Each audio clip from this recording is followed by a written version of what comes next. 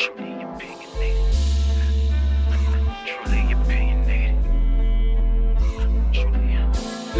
Truly opinionated. We do it for the culture. A group of minds can make. Yo, welcome to the Top Podcast, special edition of the panel, episode 4.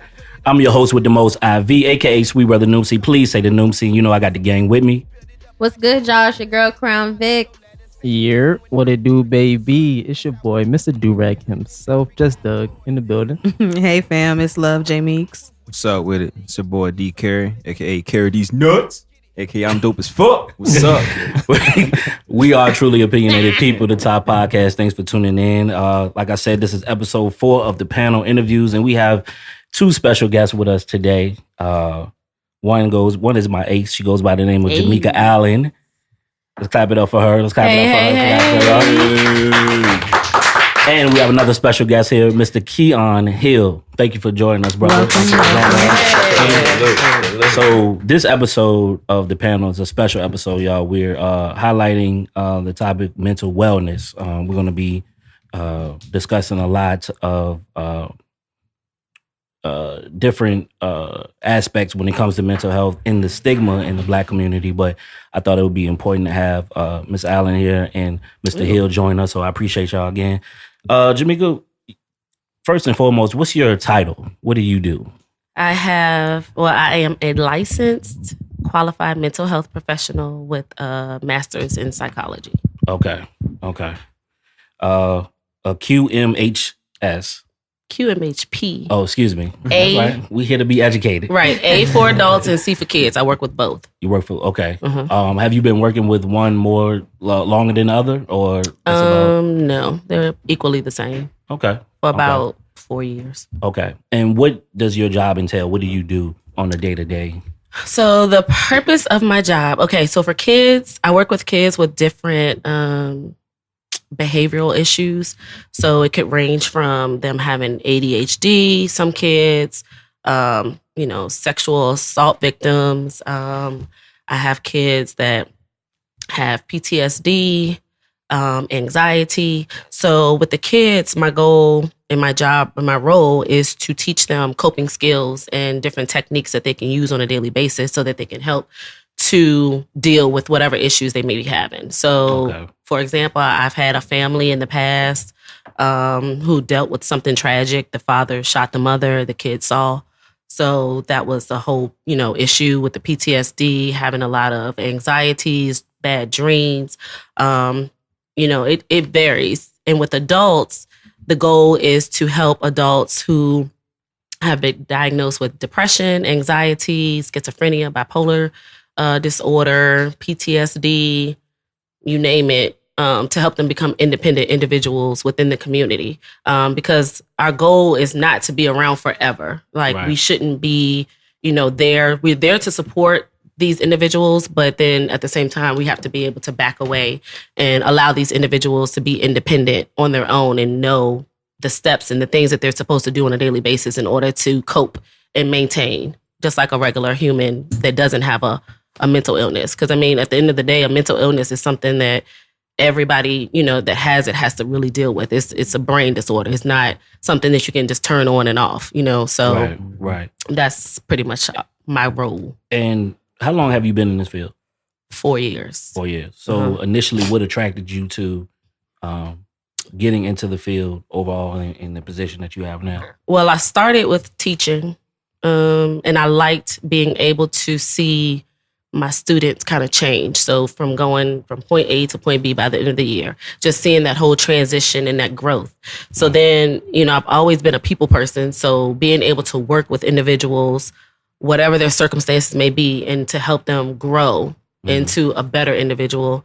However I can support that person is what my goal and my role is. And that's what I just enjoy just seeing that change, just seeing somebody go from, maybe having panic attacks on a daily basis to being able to deal with their panic attacks and understanding their triggers and understanding what they need to do in order to combat those different feelings, to just being able to say, hey, I don't need you anymore. Because ultimately my goal is to say bye. I develop relationships with plenty of people. Get them to the point where they can be self-sufficient. Right.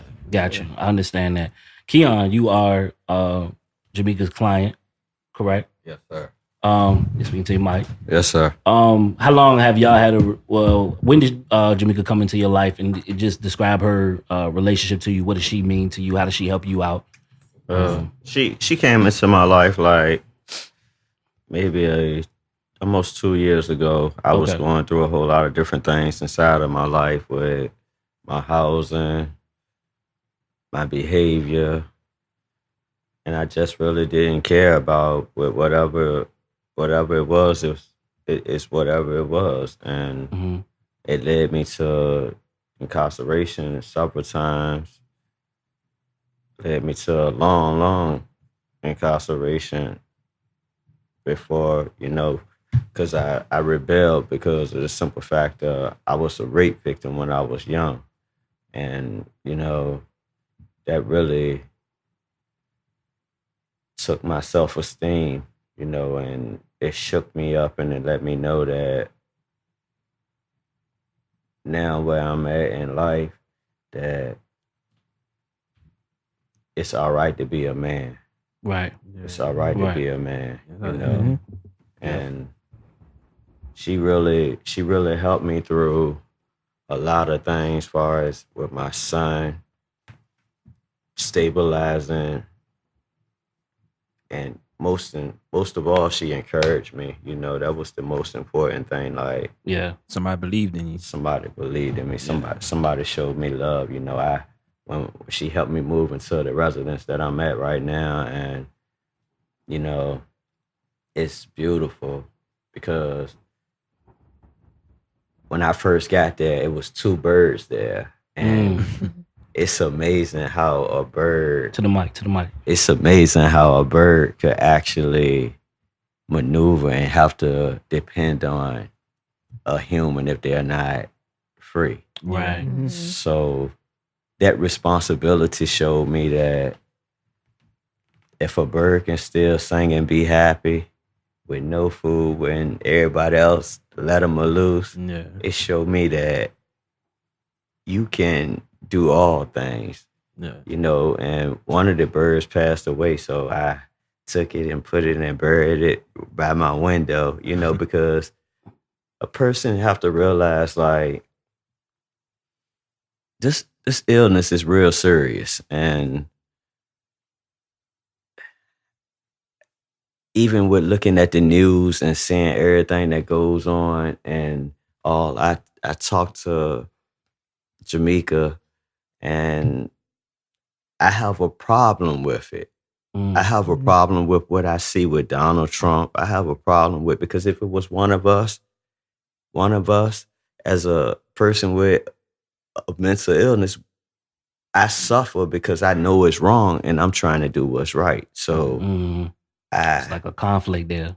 Yeah. and I talked to her and she encouraged me and let me know that I need to make sure I take my medications, which is very important to a person, because medication actually help Yeah. if you allow it. I wasn't taking my medication when she met me in a hotel room through another one of her friends that she worked with, and I met her through incarceration. I did a long time inside of incarceration, maybe 10 years. Okay. And that was because of my behavior from the beginning. When I was like 13 years old, I was abducted for 2 weeks and I was sexually assaulted. So I had to really register. I had to really register by her help and showing me other people through the avenues that I've made that I can do it. Yeah. And what is the illness that you do suffer from, or I, well, I suffer from bipolar disorder, post-traumatic stress disorder, major depression disorder, and the bipolar is 1 and 2. So, at first it was kind of embarrassing to talk about it, but, everybody suffer with some type of definitely. Definitely. depression, but the support system is more important. When you have somebody that actually care, and you not just out of your mouth. Right. When you speaking out your mouth, I care, I love, I this, I this, I this, I this. She didn't do that. She just did. Mm. She just came and did, because she said, look, I know I believe in you. And I had to believe in myself. Mm. I didn't have I had low self-esteem, no confidence in myself. And now I look at myself a year and a half later, I could say that the elements of the universe have been great to me. Mm. It could be great to me. And I'm just thankful for, I'm even thankful for this opportunity right here, just to be able to speak and let people know that, no matter what your illness is, no matter what position that you're in, always believe in something other than you. Because if you believe in something other than you, another person will see it in you, and then progression start. That's how me and her built our relationship. And out of everything, this is my friend. That's what's up. That's what it's about. So Keon, you briefly spoke about being sexually abused. Do you think that that's what may have triggered this disorder, or do you think this was something you may have dealt with all of your life? Well, I believe that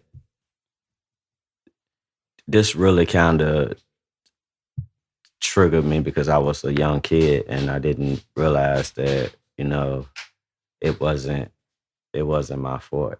When you take the blame for other people, it becomes a burden and a depression down on you. So it led me to fighting police officers, a couple of shootouts, and till I realized that the people was gonna send me away, and they sent me away for a while, and through that I didn't have the support that I had then. So when I came home, I was crying out. I was working another good job, and I got married, and my divorce sent me back to a whole nother stage. It brought you back down. Right. So what age? You said you were 13 when all of this stuff started transpiring, or? Yes, sir. Okay.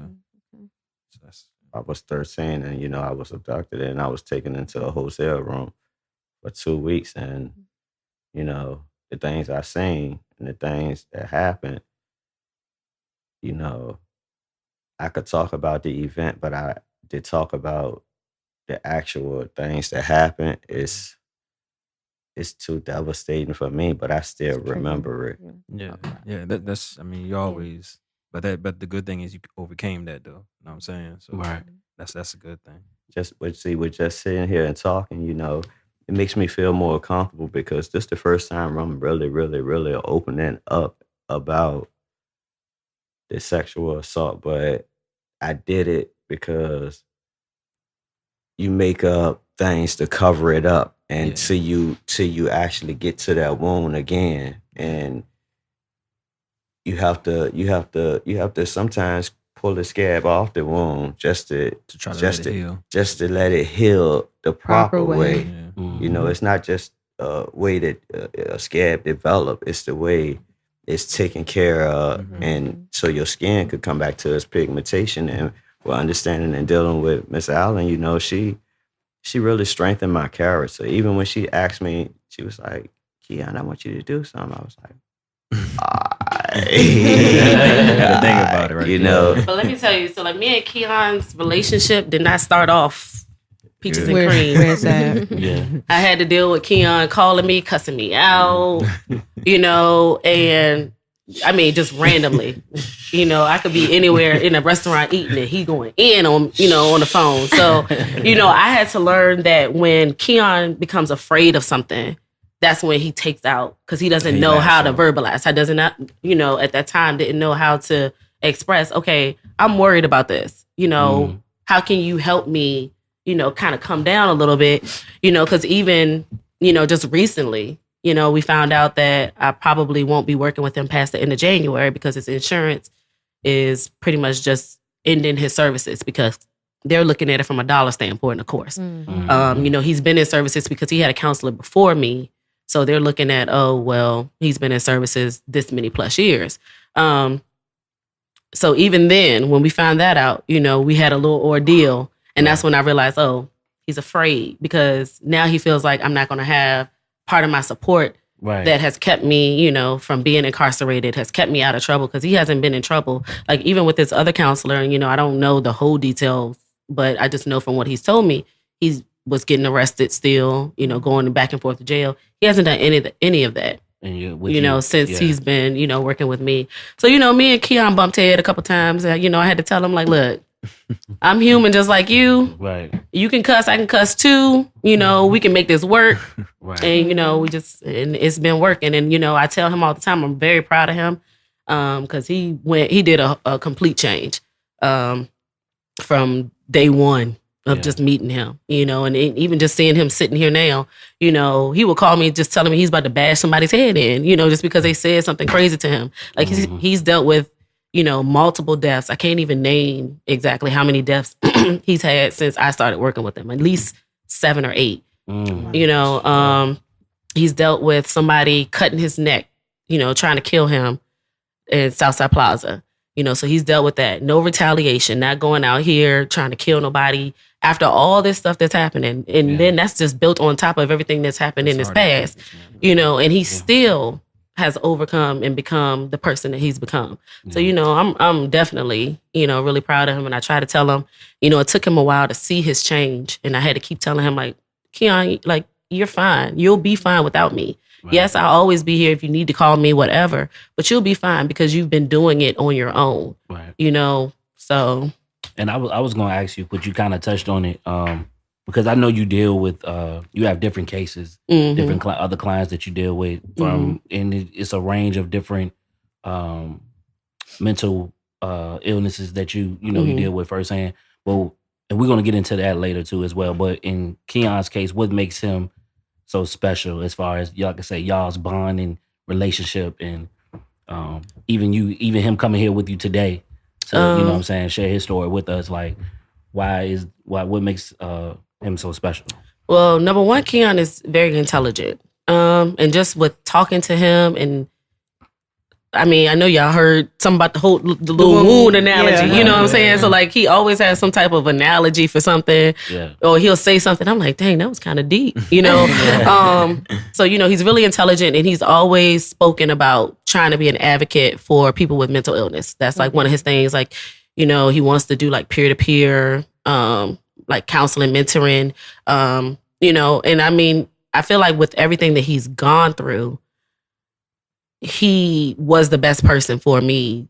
And I mean, he's articulate to, you know, so it's like, he was just the best person, you know, and just his growth is what made me want to choose him to, I mean, I've had clients that, you know, I've discharged, but yeah, it's just key on his growth. Like, I mean, when I tell you, that point, far. Yes. But it's safe to say though, that you've learned from him as well. Right. Yeah.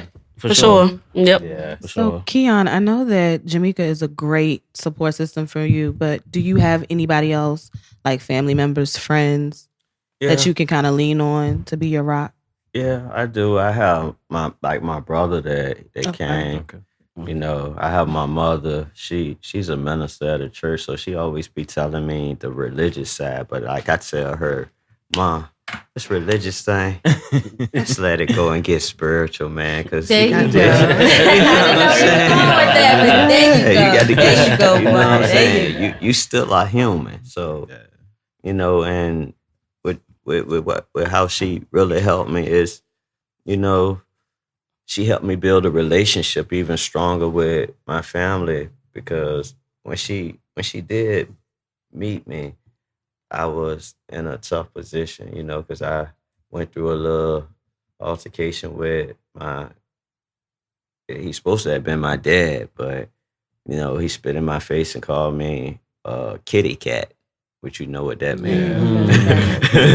But, you know, and I actually tried to hurt him. I actually tried to kill him, you know, just because I feel I deserve life like everybody else just because I've been through sexual assaults. I've been through all this. I've been blaming that stuff on myself. Mm. And it led me into destruction, which was prison. You know, I've been around a lot of people, you know, like my cellie, one of them was the DC sniper, and he wasn't even a person that you would think. Say, hold on, I'm sorry. Your cellie was the DC sniper? Yes, sir. Oh, wow. That's great. Wow. Wow. You have to touch on that. What was your experience like with him being your cellie? And then just talk about that experience overall, being in jail, being incarcerated. How did that help your growth and your, you know, shape you as you are now?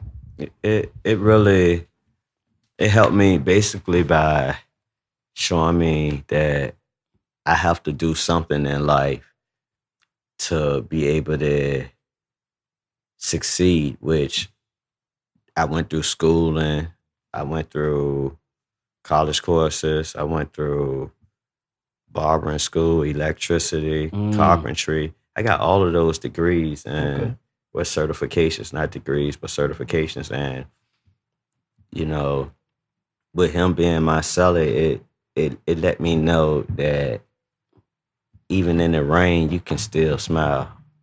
Yes, sir. You can still smile because, you know,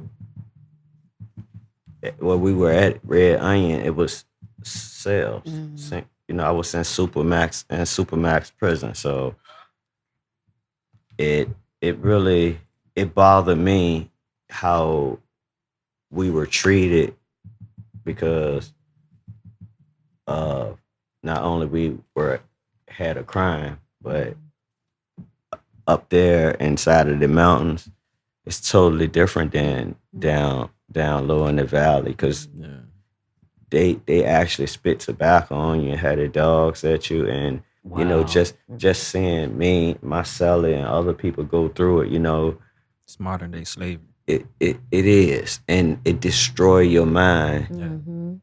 And then 90 days before you come home, they try to prepare you for To go back out. Back into the It's world. by design. and that doesn't work. You know, it'll work because you come home and you got probation or something like that, and we're still dealing with All the Trauma. you know, They set you it's up to fail. it's, You know what I'm it's saying? and I appreciate her giving me this opportunity because an authentic story wouldn't nobody know unless you really, really been there, you know, and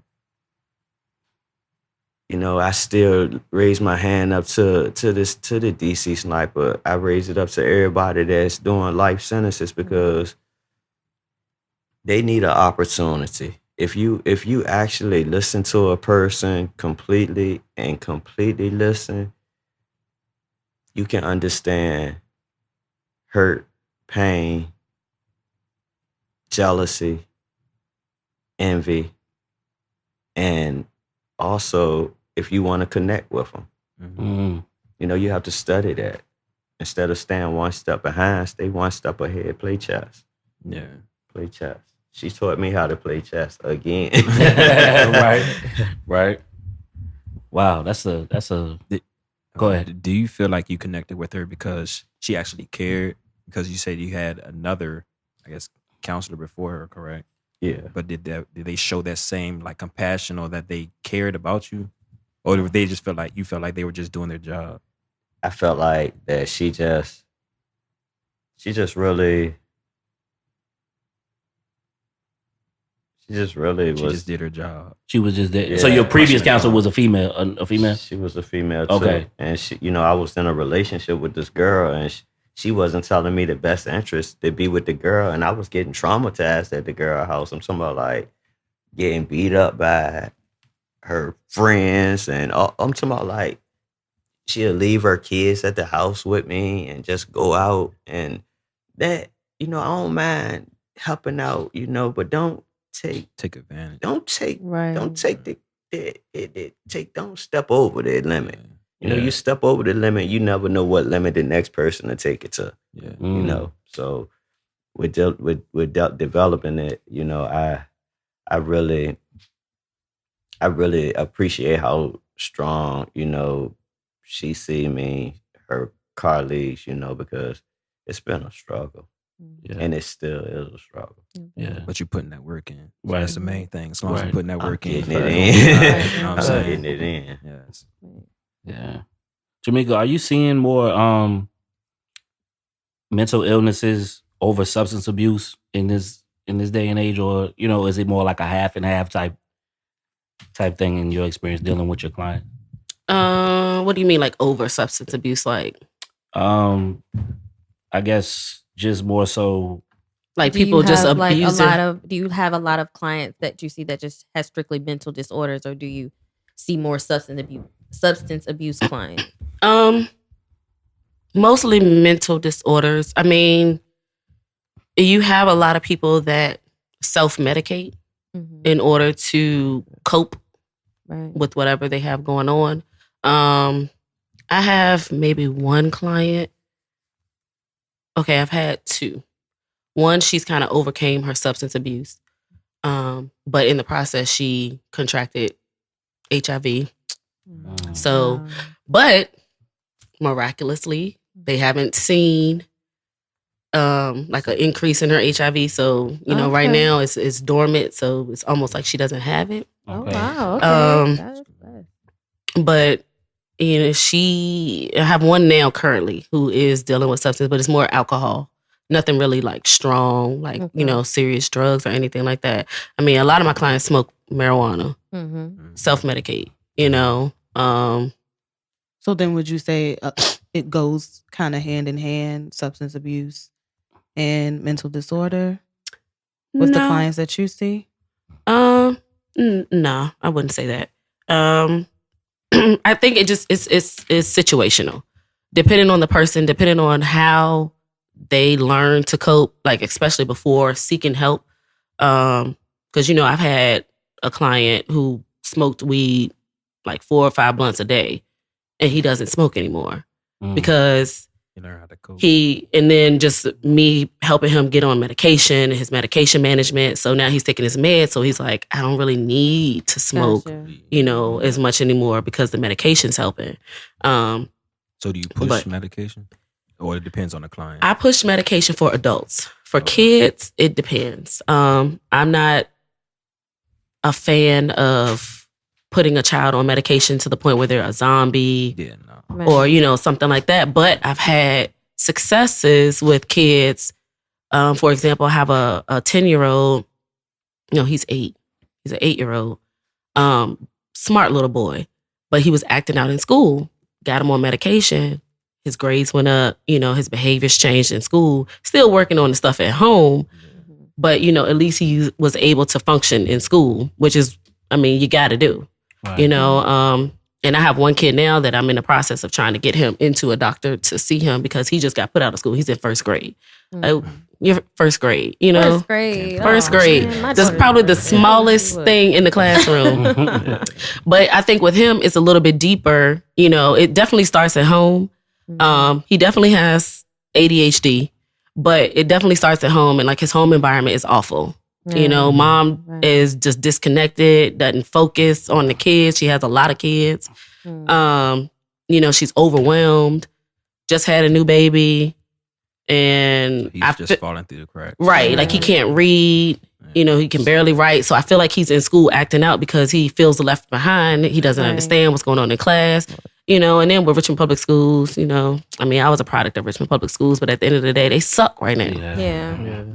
That's just Very true. that just is what it is. They suck. Right. Going back to So- that to medication, is there a time where you've seen where because I know you said you more so push it with adults than your children clients, but is there ever a time when you feel like it's not really the best option, or is in your experience medication it always helps? In my experience, honestly, medication has always helped. Okay. It just Like might. sometimes they quickly once they diagnose it, they say, hey, you need this medicine, but that's not always.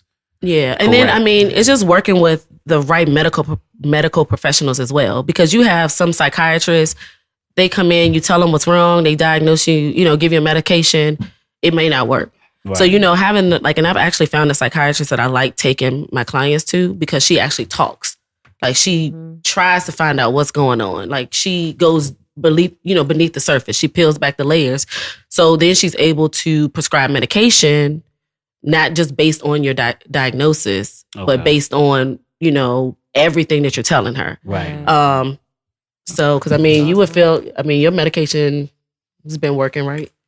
Yeah. I mean, so it really depends. Like I've had, you know, it's a concoction. You know, you got to kind of play with it as far as the medications. But, you know, you have people that suffer with panic attacks over minor triggers, you know, minor irritants. And they're like on the floor, like, you know, feeling like they're going to die because of a panic attack. But it's something as simple as a medication that may help to, you know, calm them or, you know,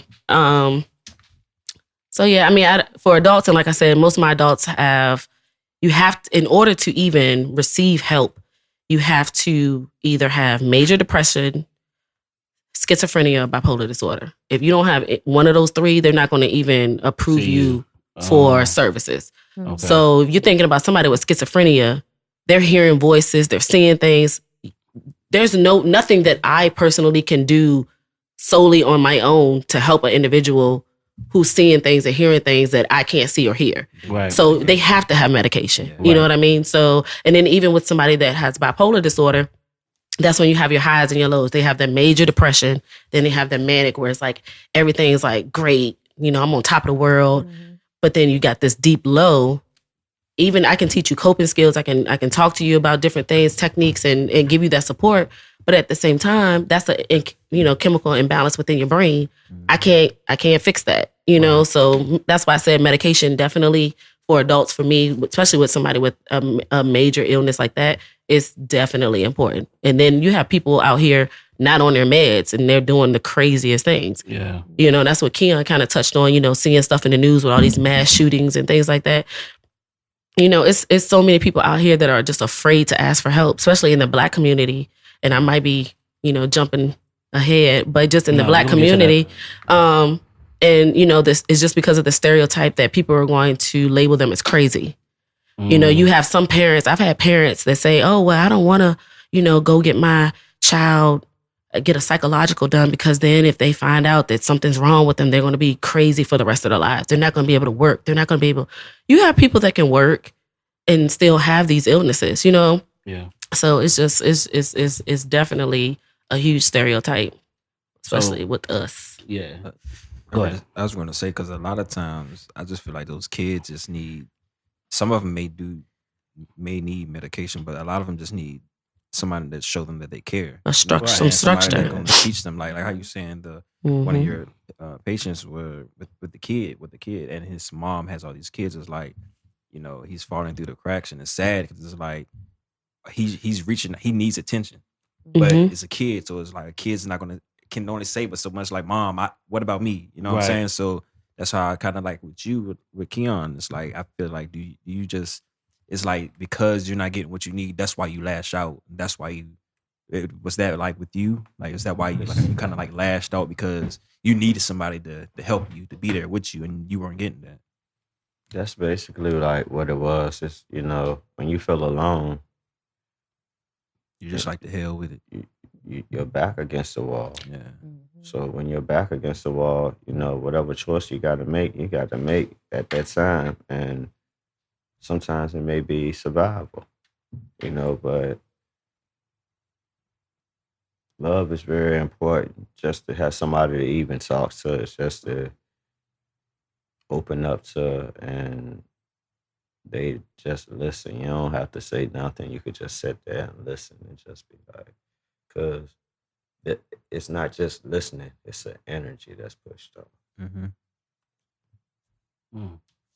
So, and I like to use the term mental wellness. I don't really want to put the mental illness on that, but with mental wellness, the awareness of it rising, I would say in recent years, people speaking more publicly about it.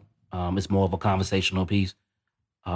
How, and this is an open-ended question to, you know, both of you, how should us as a community address that as far as like I said, it being more spoken about, in an open setting. People are not scared to talk about it anymore. People are coming out with their, the different things that they suffer from. How should us as a community address that moving forward, you think? I would say that we need to find ourselves and then go back to the youth. Mm. Because that's where it starts. Because the kids suffering because we don't care about ourselves. So That's so true. we could use mental wellness, we could use delusional, we could use whatever, but until you actually find yourself, then you're able to transfer a message to somebody that really need it. Yeah. Yeah. And in the community, that's what we need, especially as our people. We already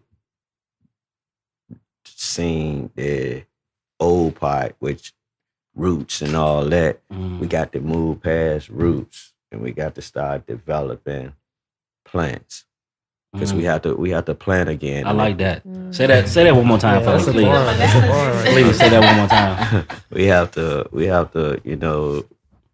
lead the roots, and plant plants. We need plants. We need plants to grow. We need to see the blossoming and understand that the light and water is important. Understand that little things are important.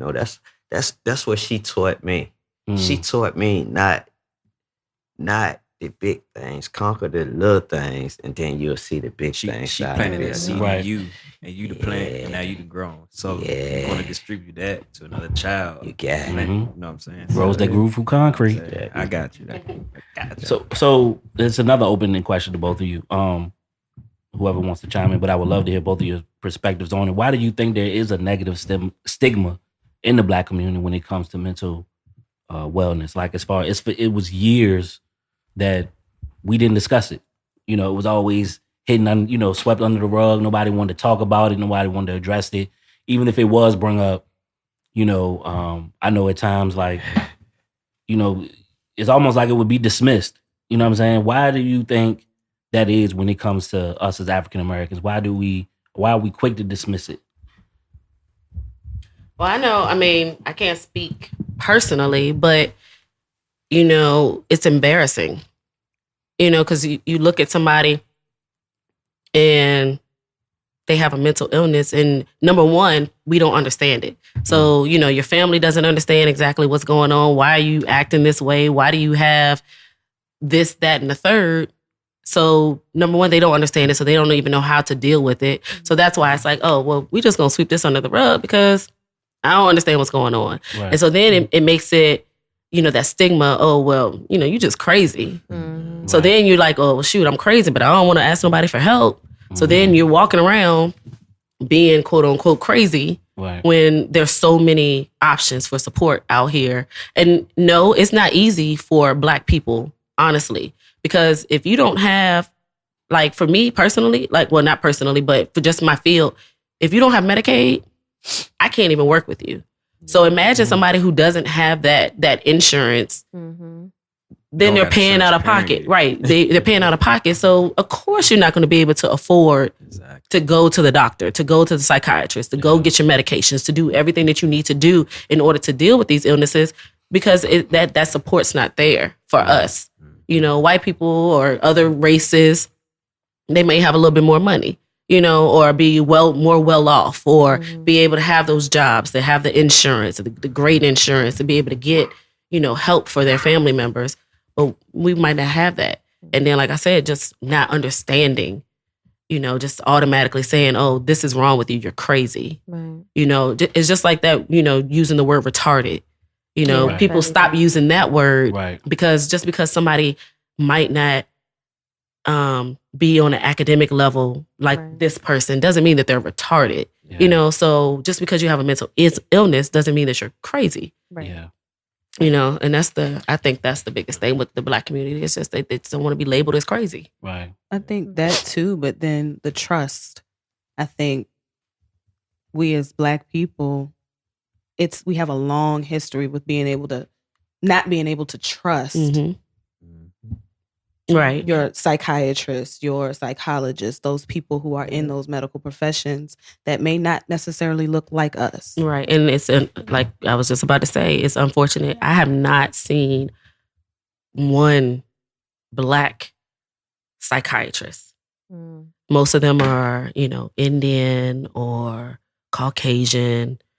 I haven't found one Black one that I could really just be like, yes, I'm taking all of my clients, Yeah. But maybe excuse me. Like maybe with understanding. That's why I'm working so hard.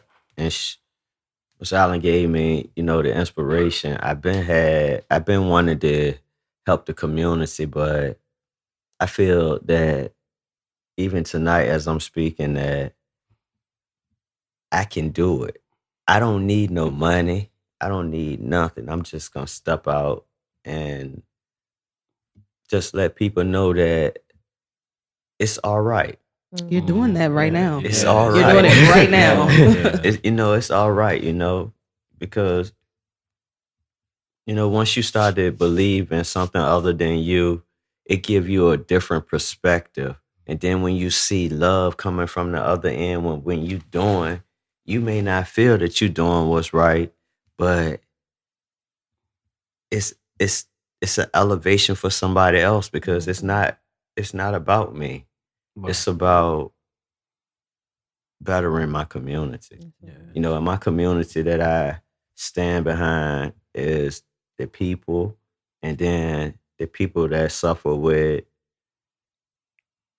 behavior issues, and I don't want to see all this violence that's going on and all that. And all you really need to do is just touch a heart. Mm-hmm. If you can touch a heart, you can spark a flame. And if you can spark a flame, you can capture the brain.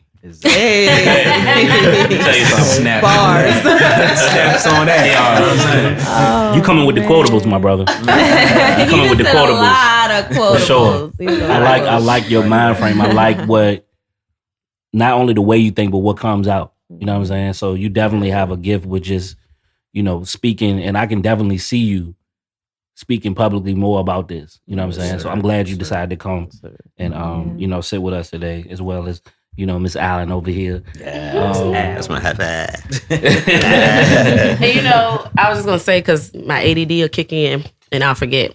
And then even with this, with just reaching out and just having that support, it's kind of like people that go to AA meetings. They go get their chips in order to show other people in the group that it works, that the program works. So when you have somebody that's doing what they're supposed to be doing, they're not out here running wild just because they're blaming it on a mental illness. That should show the next person, okay, well, if I do this, it works, So, and I feel like that's what we need a lot more of too, so that we can see that it works. It works. You definitely have to want it for yourself, but it works. Yeah. Let me ask you, in your field, in your profession, you say you've been doing it for how long? 4 years. 4 years. Does it take a toll on you as far as definitely your mental health, your physical health? Like, yes. Speak a little bit more about that. That's why I'm always gone. Self-care is important. I mean, in anybody's life, self-care is important. But yes, because I'm on call 24 hours a day, technically. If my phone rings and there's a crisis, I need to be available. You have people, well, me personally, because everything I do, I put my heart into it, especially when I'm working with a human being.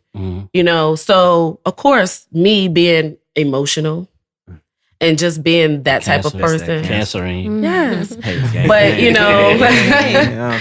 I'm always going to take a bit and piece of something from somebody, that I work with. And then when there's a crisis or when I feel like, for me mostly, when I feel like I'm not doing what I need to do for my client, like if I feel like if they're not satisfied or if I haven't stepped up and done something, to their liking or right away or, that puts a toll on me. And, it doesn't happen often. I mean, I'm human. I got 10 clients. So, and everybody's situation is different. But at the same time, yeah, self-care, definitely. That's why I'm always on a vacation or doing something. Because when I'm home, I'm home.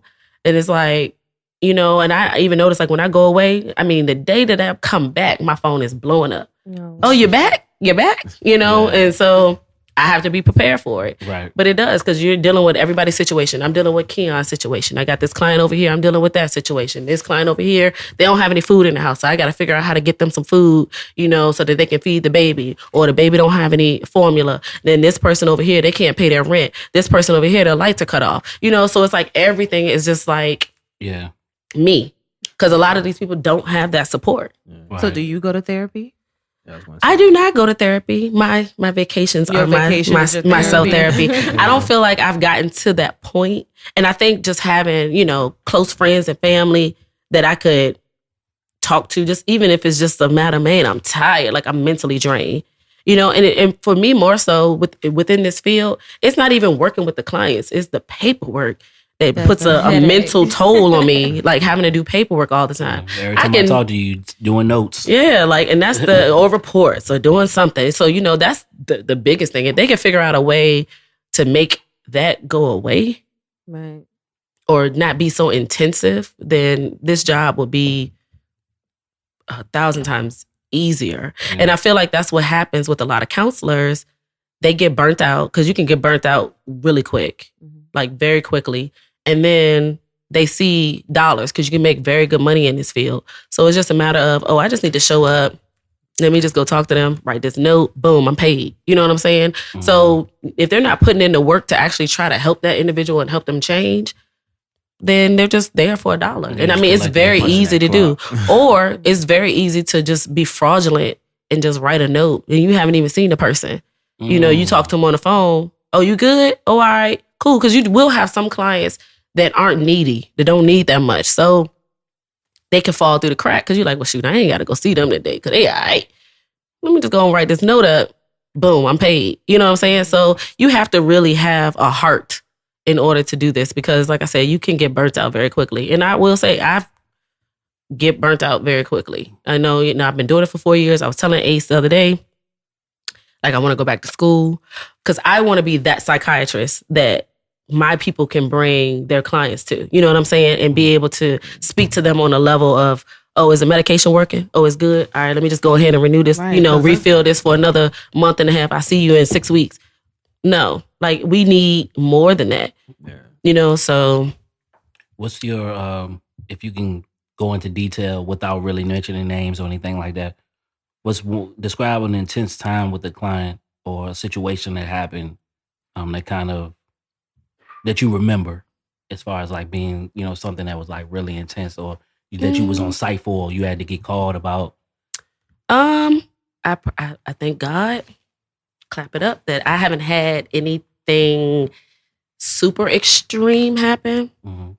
I have had to call crisis on one of my clients' siblings.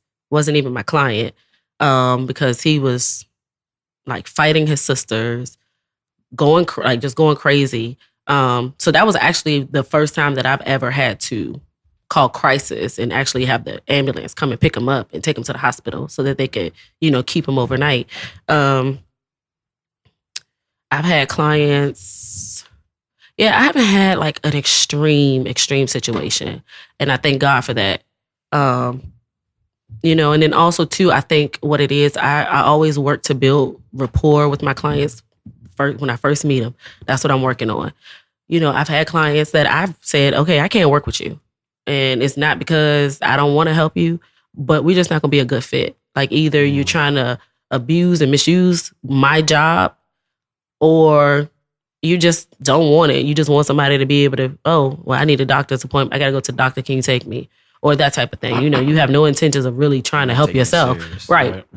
So, and like I was telling him earlier today, the same way that he has a right to say, I don't want to work with you, I have the right to say, I can't work with you, and just move on from there. So I think with that and just kind of building that rapport, my clients understand, like, unless it's something like super serious, they don't call me. So I don't have, those late night phone calls. Like I've had I've heard from other counselors where they had like one particular counselor, she had one of her kids was throwing knives like down the stairs, and the mom called her, and so she calls me, and I'm like, tell her to call the police. Like, what the heck you gonna do? Go up in the house and get stabbed? Because the kid throwing a knife? No, call the police. Right. And when the police get there, then you can show up or you can be there, but don't put yourself in danger just because this kid is, obviously in a crisis situation. Right. But I mean, it can get that extreme. Right. It can definitely get that extreme, but I haven't had like anything to the max where I'm just like, oh my God, like, what am I going to do? Like, I'm always able to kind of figure out a situation. It might take some time. Yeah. I might be up past midnight on a school night for some of my kids, but it gets done. It gets done. Yeah. Got you. Keon, what, because I know you spoken earlier when you say you have certain periods or certain spells where, things upset you. How do you get through those times, those episodes, or those times where you lose your cool? What has been able to bring you back down to get out of that state? What's the one thing that, or multiple things that looking back in hindsight that helps you? Yeah. Well, first I look at my freedom. That's the most important. That's thing. very important. Right. That's that. I look back at my freedom, and then I think about my kids. I got grown kids, and I got one little kid. And how many kids though? I got three. Three. Okay. Yeah, I have 2 girls. One 20, just turned 25. One 18. 19, and my son 11. Okay. So and then I look at the support system that I have. The support system that I have is very important because not only I'm hurting myself, I'm hurting them. I let them down. So yeah, when you find you got a heart somewhere in your body, it just show you that you have to have compassion for others.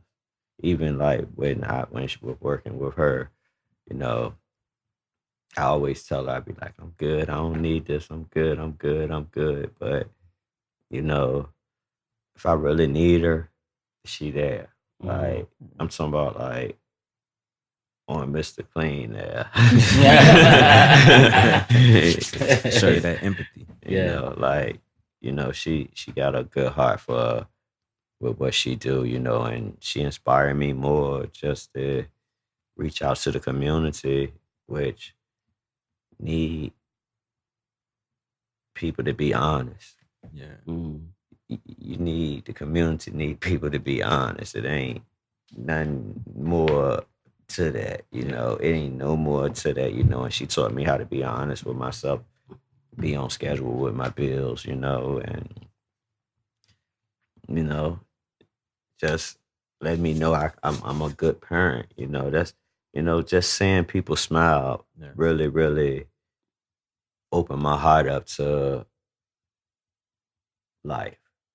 Cause being sad, what good is it? It's only a moment of time before it passes. But it's okay to be sad though. It is. You know that it's okay as well. Everybody can have their spells, but it's okay as long as you come up on the other side of that spell. Yeah, and one, but see, it's always growth from it. Mm-hmm. If you don't grow from it, you can go back to it. Yeah, right. There's definitely a difference between being sad and depressed. Mm-hmm. Everybody goes through sadness. You have some type of sadness in life, but it's when it gets beyond that, and when you can say it's a depression where you can't pull yourself out of without support, is when the help needs to be, put in place. So, and like, I tell him, excuse me, all the time, it's like you said, it's okay. Yeah. Like, he'll deal with somebody saying something to him that'll kind of like trigger him. And I'm just like, it's okay. It's okay for you to cut people out of your life that you don't feel are there to support you. It's okay for you to not want to deal with people's foolishness. Like, just because you have a mental illness doesn't mean that you should have to subject yourself to people being rude or cruel to you, you know, that's anybody. You know, nobody should have to deal. I mean, unless you're a doormat and want to be walked over, which he's not. But like in the senses of dealing with mental health, me speaking for the people with mental health is our hearts become softer toward people because we're in a vulnerable stage. And we're being in a vulnerable stage, sometimes we accept anything. You know, and with accepting anything, you looking for failure. Yeah. You know, and failure. Yeah, and failure for a person with suffering with mental health, it just take you even deeper because a no hurt even more than a yes. Like a no, if I say can I go to the bathroom, which I used to say inside of prison, can I go to the bathroom? I gotta ask you that first. I'm dealing with that. Then you tell me no, you can't go right now. We doing count, and you know, it's a loss of dignity and pride. You know, when you lose your pride and your understanding of life, it's devastating. It's really devastating because there's nothing that you can do to pull yourself out of it, but to actually reach out and say, "Look, I need help. I'm in a crisis." It's been several times, you know, I've tried to commit suicide, and it failed, but through it all, I just look at where I'm at today, and I'm just thankful because the opportunity is golden. It's what you do with the opportunity. Yeah. And you got a purpose, King. Remember Yes, that, sir. all right? You know what I'm saying? You got a purpose, my dog. So don't ever fall down there, all right? Definitely. Salute. Definitely. And for our viewers listening and watching, what's one thing that you want them to take away from your story?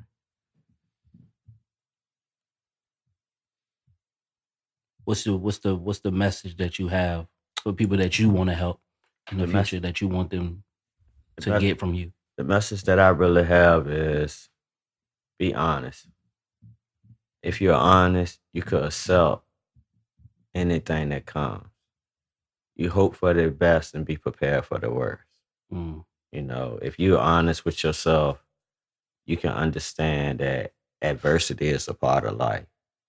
It's how you take the adversity and advance from it.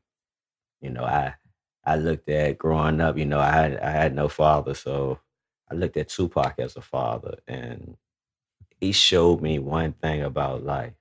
When they say a rose can't come through concrete, 20 years later after he died, you made a movie about him and called him a living legend. And he was real. He was real. The realest. At 25 when he went. You know what I'm saying? September the 13th, Friday the 13th. I remember I was going up to Maryland on Friday the 13th. Tupac Shakur was pronounced dead. I remember that too. I punched a hole in the wall. I was a kid. I was mad. I cried. I punched a hole in the wall, man. That's one of those days that you just don't forget. But man, I really think that you you know, outside of your story and you sharing that with us, and I'm glad that you came on here and was honest, like you said, and was had the courage enough to come on here and tell us your story, man. I really see you doing big things, and more so in a public speaking platform, because you got it. You know what I'm saying? Like I said, you got the mind for it, and just the way that you verbalize and communicate, man. I definitely want to see you, you know, doing that more. You know what I'm saying? So Yes, sir. Definitely. I appreciate you coming, man. Thank you so much. Jamica, where can our viewers that's, you know, listening and watching that may need your services, where can they reach out to you, the company that you work for? Give us that information. And well, I work for 2 different companies, but I'll name one. Okay, you'll drop one. Okay. My favorite one. Okay. Which is Urban Learning, Leadership, and Family Services. It's abbreviated ULLC. So even if you punched in ULLC on Google, it'll pop up. Okay. Get that name one more time. Urban Learning and Leadership Family Services. Okay. And it's ULLC. ULLC. Me personally, I'll go ahead and put my work number out there because that's what it's for. So, if you are somebody who is suffering and you don't know like your next step or where to go or how to, who to turn to, you can definitely give me a call. My number is 804-387-0228.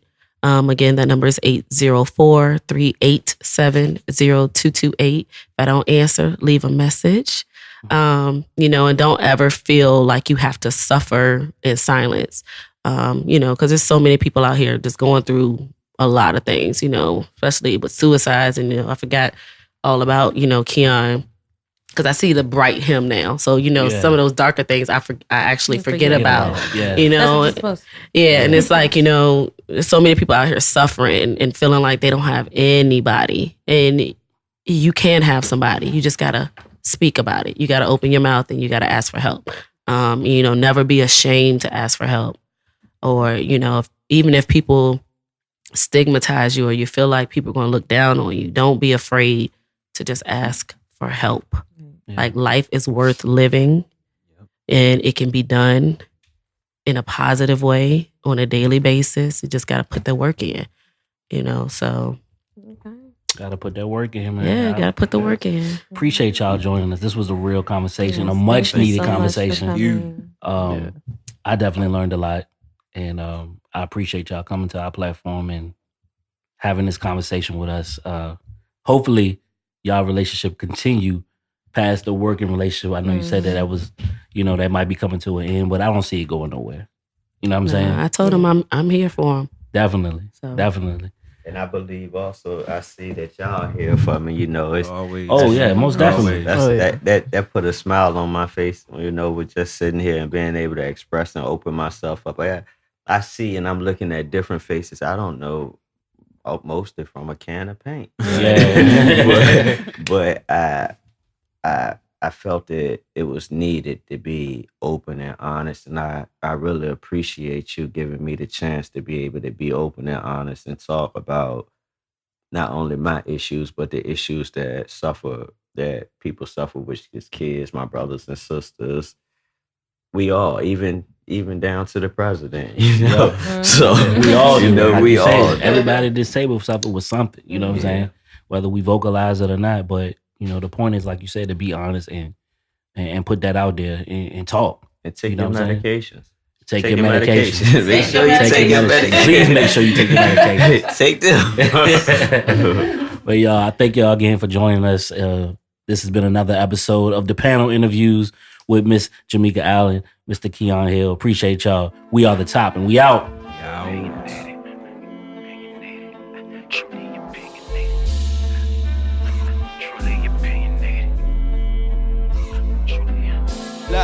Truly opinionated, we do it for the culture. A group of minds came in combined and put some thoughts in order. A platform is all we need to be so filterless. Say what's on your mind, put it all in line. Your own perspective, living legends all in one room. It be so effortless, build it up like it's Tetris. Come with knowledge, so let us in. We doing it straight from the soul. That's how we feeling it, killing in every category. This would be the testimony.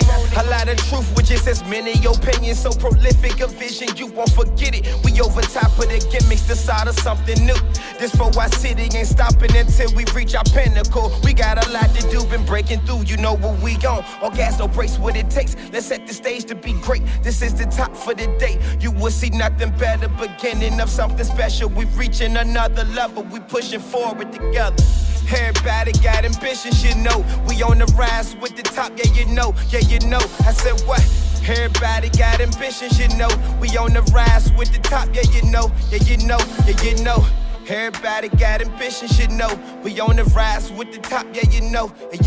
I say what?